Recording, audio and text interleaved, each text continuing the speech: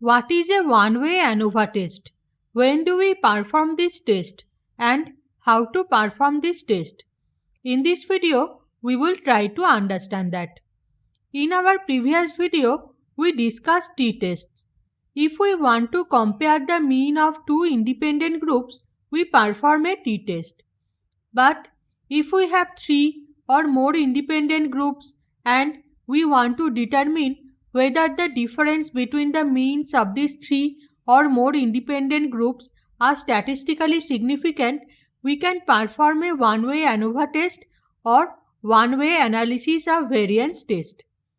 Please note that in a one-way ANOVA test, we have one dependent and one independent variable. The independent variable is a categorical variable that is used to form the groupings, and the dependent variable is a continuous variable. For example, let's say a teacher wants to compare three different methods of teaching.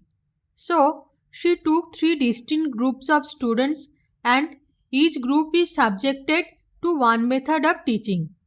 At the end of the teaching, a test is conducted for each group of students and their marks are recorded. Now, we want to know whether there is any significant difference between the teaching methods. In other words, we want to know whether the mean marks obtained by each group of students are significantly different. Here, the teaching method is an independent categorical variable. We use this variable to group the students, and the marks obtained are contained in a dependent variable. Please note that the one-way ANOVA test is a parametric test. If we want to perform a one-way ANOVA test, the data must meet the following requirements. The values of the dependent variable should approximately follow a normal distribution. The observations must be independent of each other. There should be no relation between the subjects in each sample, and the variances should be approximately equal across the groups. So, let's look back at our example. There are three teaching methods, and each group consisting of 20 students is subjected to one teaching method. At the end of the teaching, a test is conducted for each group of students and their marks are recorded. Now, the mean marks obtained by students in method 1 is mu1 is equal to 67.7. The mean marks obtained by students in method 2 is mu2 is equal to 67.8. And the mean marks obtained by the students in method 3 is mu3 is equal to 73.1. So, our null hypothesis in this case is that the mean marks obtained by students in three different methods of teaching are not statistically different. In other words, mu1 is equal to mu2 is equal to mu3. And our alternative hypothesis is that the mean marks obtained by at least two groups of students are not the same. In other words, mu y is not equal to mu j, where I and j take values between 1 to 3 and I is not equal to j. Let's also assume that our level of significance alpha is 0.05. Now, the overall mean of the marks obtained is x bar is equal to 69.53 after calculation. Now, we need to calculate our test statistic. The test statistic in the one-way ANOVA test can be calculated in the following way. Test statistic is equal to mean square due to treatment or MST divided by mean square due to error or MSE. Please note that the test statistic thus calculated follows the F distribution, and so the one-way ANOVA test is also called the F test. So, in our case, the F statistic is mean square due to treatment or MST divided by mean square due to error or MSE. Now, What are mean square due to treatment and mean square due to error and how to calculate them? Let's try to understand that. The mean square due to error or MSE is calculated from the sum of squares due to error or SSE. SSE specifies the variances present in samples and it is calculated using the following formula. SSE is equal to n1 minus 1 into sigma 1 square plus n2 minus 1 into sigma 2 square plus so on. Here nk is the number of observations in the kth group. We have 3 groups here and each group has 20 observations.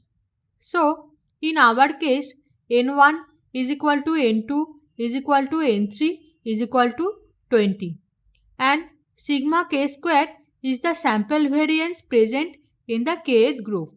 So, in our case, sigma 1 square is equal to summation from I is equal to 1 to 20 xi minus x bar whole square divided by 20 minus 1.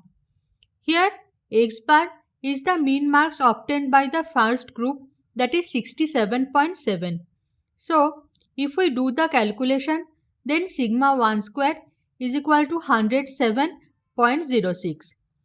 Similarly, the mean marks obtained by the second group is equal to y bar is equal to 67.8. So, sigma 2 square is equal to 160.17 after calculation. Similarly, the mean marks obtained by the third group of students is equal to z bar is equal to 73.1. So, sigma 3 square is equal to 144.52 after calculation. So, the SSE or the sum of squares due to error is n1 minus 1 into sigma 1 square plus n2 minus 1 into sigma 2 square plus n3 minus 1 into sigma 3 square, that is equal to 7823.2 after calculation. And the MSE or the mean square due to error is SSE divided by degrees of freedom. Degrees of freedom is the total degrees of freedom and in our case it is n minus k, where n is the total number of observations, that is 60 in our case, and k is the total number of groups, that is 3 in our case. So, the total degrees of freedom is 60 minus 3 is equal to 57 in our case. So, the MSE is equal to SSE divided by degrees of freedom, that is 137.25 after calculation. As we discussed, our F statistic is mean square due to treatment divided by mean square due to error, and we have calculated the MSE, which is equal to 137.25. Now, let's calculate the MST or the mean square due to treatment. The MST or the mean squares due to treatment can be calculated in the following way. MST is equal to SST divided by DFK. SST is the sum of squares due to treatment and DFK is the degrees of freedom, which is total number of groups minus 1 in this case. The SST can be calculated in the following way. SST is equal to N1 into small x bar minus capital X bar whole square plus N2 into y bar minus capital X bar whole square plus so on. Here, capital X bar is the overall mean across all groups and that is 69.53 as per our previous calculation. N1 is equal to N2 is equal to N3 is equal to 20 in our case. Ni is the number of observations in the ith group and as per our calculation, small x bar is equal to the mean marks obtained by the first group, that is 67.7.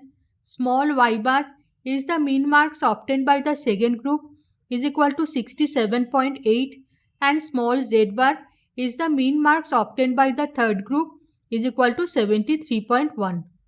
So, if we put all the values, we get SST is equal to 381.73 after calculation.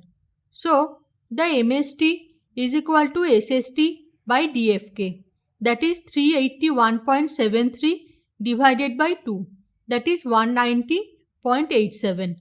So, the F statistic in our case is mean squares due to treatment divided by mean square due to error, that is 1.39 after calculation. Now, we will look into the F distribution table and find out the critical value for the F distribution for alpha is equal to 0.05. Here is the F distribution table for alpha is equal to 0.05. DF1 is the degrees of freedom in the numerator, which is 2 in our case, and DF2 is the degrees of freedom in the denominator, which is 57 in our case. So, from the table, we can see the critical value for alpha is equal to 0.05 is 3.159. Our F statistic is 1.39 and that is less than the critical value of 3.159. So, we fail to reject the null hypothesis. Hence, the mean marks obtained by students in 3 different methods of teaching are not statistically different. I hope this helps. Interested viewers who want to know more, please visit the website of the Security Buddy or refer to the playlist Statistics for Machine Learning. The relevant links are provided in the description. You may also want to subscribe to us and get notifications on recent videos.